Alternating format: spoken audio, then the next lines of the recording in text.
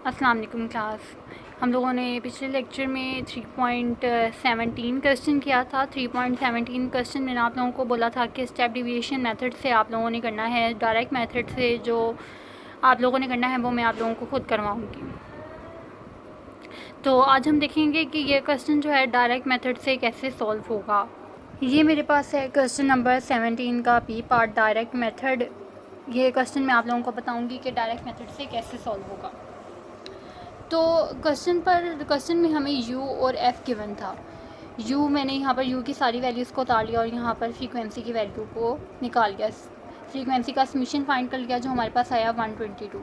Question पर आते हैं। क्वेश्चन में उसने हमें कहा था कि u इक्वल्स है x माइनस 87 डिवाइड हो रहा था 5 के साथ। ठीक है, तो u की वैल्यू हम लोगों ने फाइंड करनी थी, x माइनस करना था एज्यूम वैल्यू को 87 जो हमारे पास थी और डिवाइड करना था h कॉमन डिवाइज़र के साथ। अब यहाँ पर हम लोगों ने डायरेक्ट मेथड से सॉल्व करना है।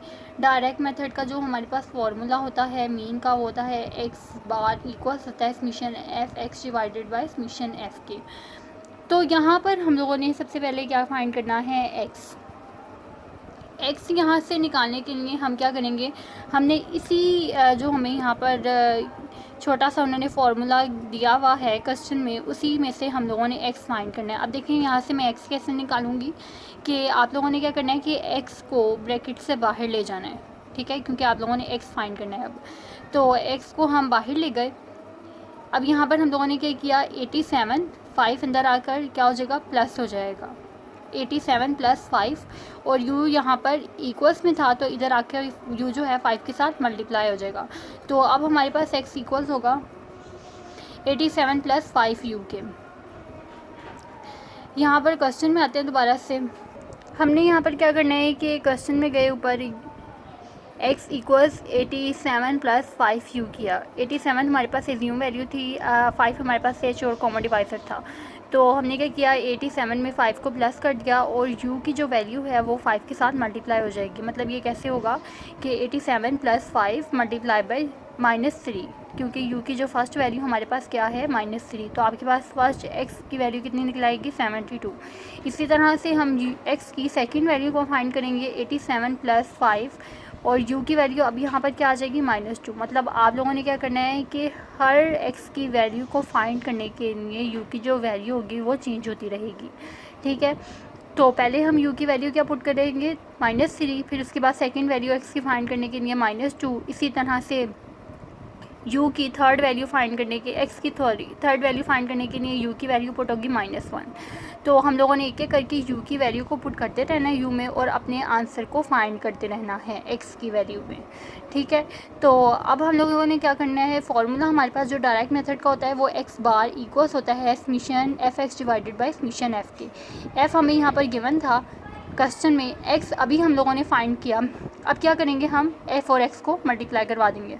मतलब 1 मल्टीप्लाई हो जाएगा 72 के साथ, तो कितना हो जाएगा 72। ठीक है, उसके बाद यहाँ पर 6 मल्टीप्लाई हो जाएगा 77 के साथ, तो हमारे पास कितना आ जाएगा 462। यहाँ पर f की वैल्यू जो है मैंने एक दफ़ा से दोबारा से लिख लिया है, तो आप लोग ये ना लिखिएगा, एक ही दफ़ा काफ़ी है बस। तो 17 मल्टीप्लाई हो जाएगा 82 के साथ, तो ये कितना हो जाएगा 1394। इसी तरह से जब आप x को x के साथ मल्टीप्लाई करवाएंगे तो आपका f(x) निकल आएगा। फार्मूलाज में वैल्यू पुट करनी है। अब हम लोगों ने हम क्या करेंगे कि f की वैल्यू को सम करेंगे, समीशन फाइंड करेंगे, तो हमारे पास कितना आएगा, f(x) का समीशन 11359। इसी तरह हम समीशन f फाइंड करेंगे तो कितना आएगा 122। तो हम लोगों ने वैल्यूज़ पुट की फार्मूला में, तो हमारे पास आंसर कितना निकल आएगा 93.11। तो ये क्वेश्चन था क्वेश्चन नंबर 17, जिसको मैंने आप लोगों को बताया कि इसको डायरेक्ट मेथड से हम कैसे सॉल्व करेंगे। आज हम लोगों ने एक नया टॉपिक करना है। यह टॉपिक हमारे पास है वेटेड मीन का।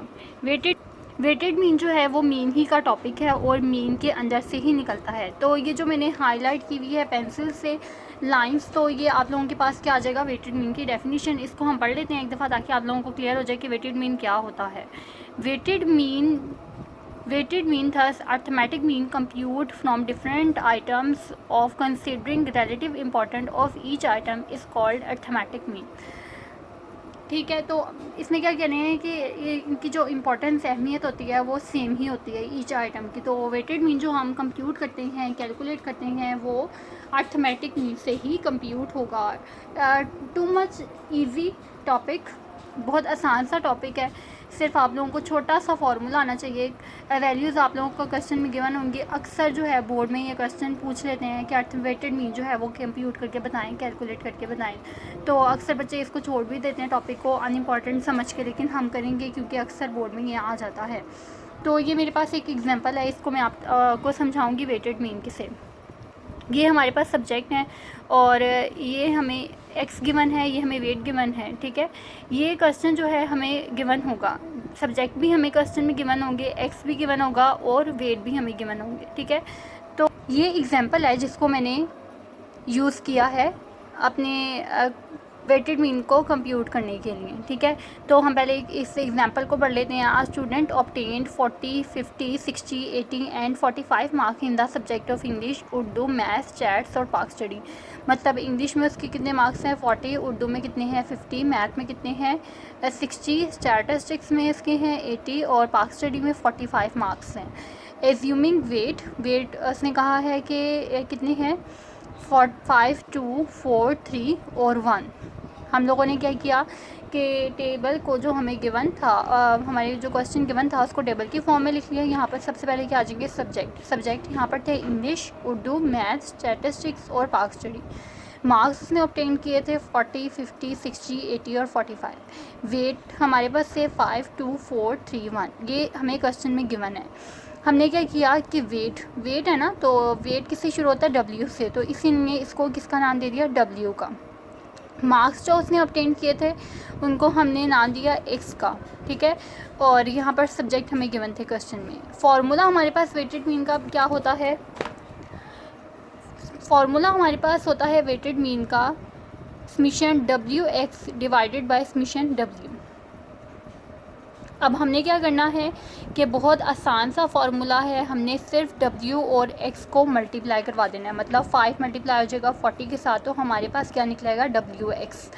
तो हमारे पास फर्स्ट वैल्यू कितनी निकलेगी 200। जब हम 50 को 2 के साथ मल्टीप्लाई करवाएंगे तो हमारे पास सेकंड वैल्यू आएगी 100। 60 को जब 4 के साथ मल्टीप्लाई करवाएंगे तो थर्ड वैल्यू हमारे पास आएगी 240। ठीक है, और जब हम 80 को 3 के साथ मल्टीप्लाई करवाएंगे तो 240। 45 को 1 के साथ मल्टीप्लाई करवाए तो 45 ही आएगा। यहाँ पर हम लोगों ने फार्मूले के मुताबिक समेशन WX किया, सम किया, तो हमारे पास कितना आया 825।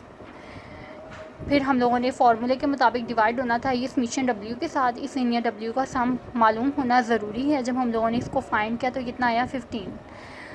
फार्मूला हमारे पास था summation WX divided by W। Weighted mean का फार्मूलाज में वैल्यू पुट की तो हमारे पास आंसर कितना आएगा 55।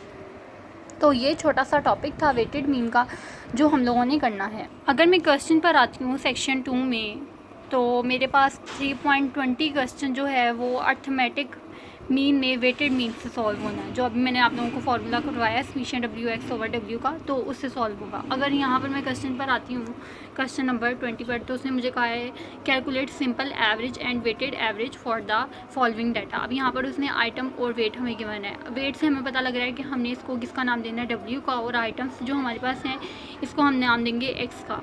ये हमारे पास क्या है आइटम X और वेट हमारे पास क्या है W। तो फार्मूला के मुताबिक समेशन W और X जो है वो मल्टीप्लाई हो जाता है और डिवाइड कर देंगे हम समेशन W के साथ। तो ये बहुत ज़्यादा आसान क्वेश्चन है, तो आप लोगों ने ये अटैम्प्ट करना है वेटेड मीन का। और भी जो क्वेश्चन वेटेड मीन से रिलेटेड आप लोगों को नज़र आएंगे वो भी आप लोगों ने अटैम्प्ट करना है, ताकि जो हमारा वेटेड मीन का छोटा सा टॉपिक है ये क्लियर हो जाए। फिर कल इंशाल्लाह हम जो है मीडियन शुरू करेंगे।